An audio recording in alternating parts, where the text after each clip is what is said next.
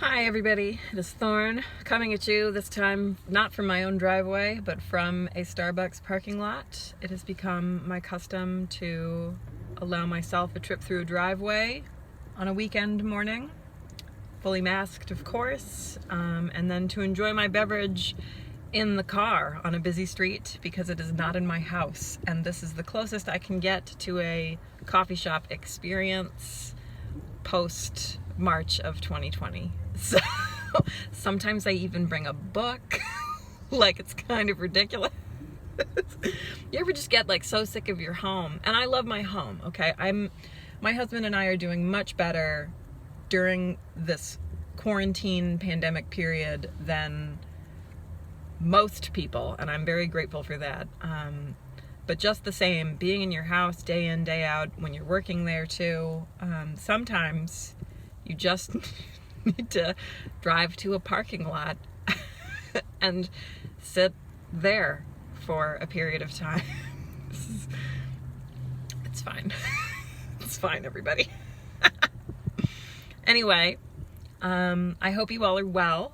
It is the verge of February. Lots of exciting Sabbat related things are happening this time of year. I think it's really interesting too. So maybe you've noticed this, maybe you haven't, I don't know. I hardly ever make videos about the Sabbats, the Wheel of the Year, whatever, and honestly it's because there's so much material out there. I just don't feel like I'm enriching the conversation in any way. Like, Jason Mankey has written some wonderful things. Temperance Alden just released a great book. Like, there's so much material out there about the Sabbats that nobody needs, like, how to celebrate Imbolc from somebody like me. Okay. But this is my favorite Sabbat, and I thought I would just chat a little bit about why, and I don't know.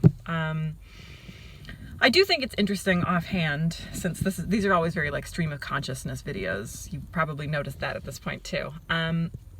Whenever a Sabbat rolls around, and it really doesn't matter which one, that's when the memes start circulating. And kind of one of the big like core meme that circulates in many forms is something to the effect of like, you know, oh, like look at those terrible Christians, they stole all of our pagan stuff, like screw those people or whatever. And there will be like, the one I can think of is like the little hooded figure with the red wagon and like a Christmas tree and like an Easter bunny in it, dragging it behind him. And it's something about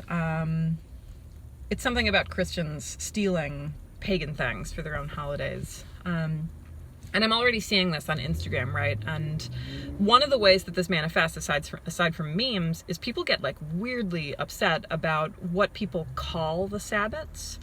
And there are all kinds of really valid arguments about what we should and shouldn't call Sabbats. And there's definitely a conversation about cultural appropriation when it comes to not like the ancient Celts per se, okay, but contemporary relationships between like the English and the Irish and the Scottish. Like there's lots of, there's a very tempestuous history there.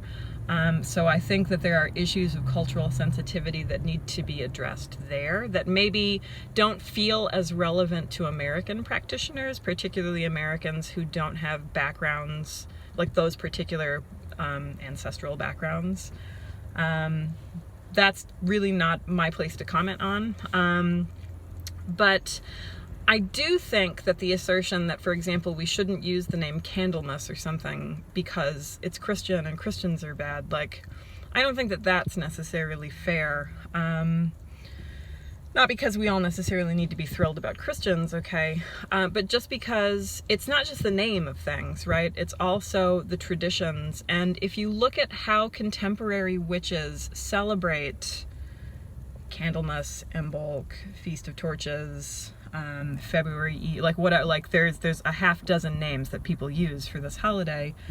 The things that we actually do, like making candles and blessing candles and making breeds crosses and what the hell else do we do? Putting lights in the windows, cleaning our houses, plotting our gardens before we get to actually plant things, making plans, like the litany of things that we do don't come from a single source. All of those things come from multiple holidays, and we've just, it's not even fair to call it cherry picking, because I think that makes it sound more conscious than it actually is. We're talking about hundreds of years of history of people, particularly like British peasants, right?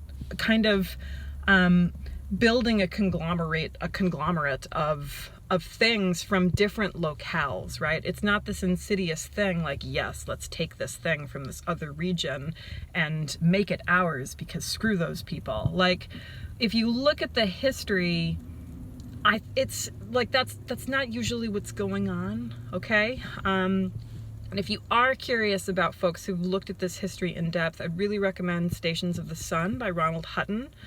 I actually just went to a lecture that he gave,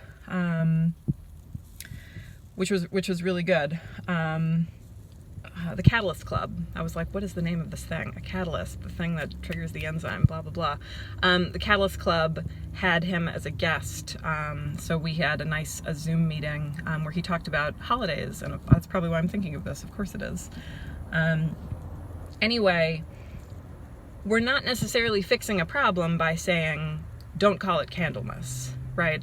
Because we're still doing the things that Christians did to celebrate Candlemas, right? This idea of like taking your candles and having them blessed so that there would be light through the coming year, right? Like, it's not just a matter of changing the name. So I just think it's kind of not the most useful thing to argue about.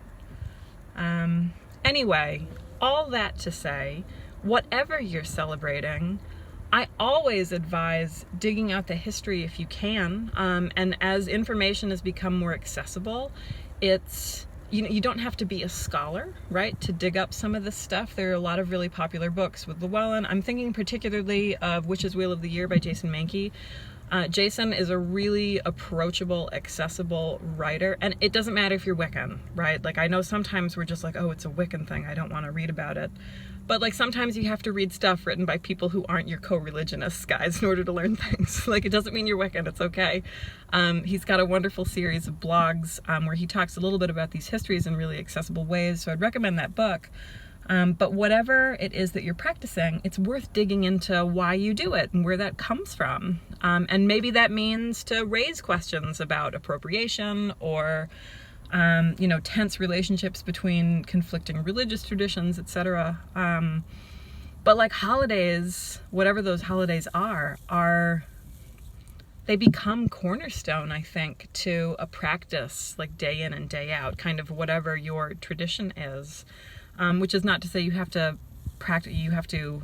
celebrate the Wheel of the Year as it's conceived mostly by contemporary Wiccans, right? But it's become really prominent in pagan spaces as a whole. And even like how Wiccans celebrate the Wheel of the Year has changed dramatically in the last like 50 years. Like, Gardner wasn't writing about 8 Sabbats, everybody, like the way that we celebrate them now. So even calling it the Wiccan Wheel of the Year is kind of like, Anyway, like, those days become important to us, whatever days those are. This particular Sabbat has always been my favorite because I'm a really structured, like, orderly person, and I love that there's this whole kind of sanctioned period where I get to clean and make plans. I also really enjoy making candles.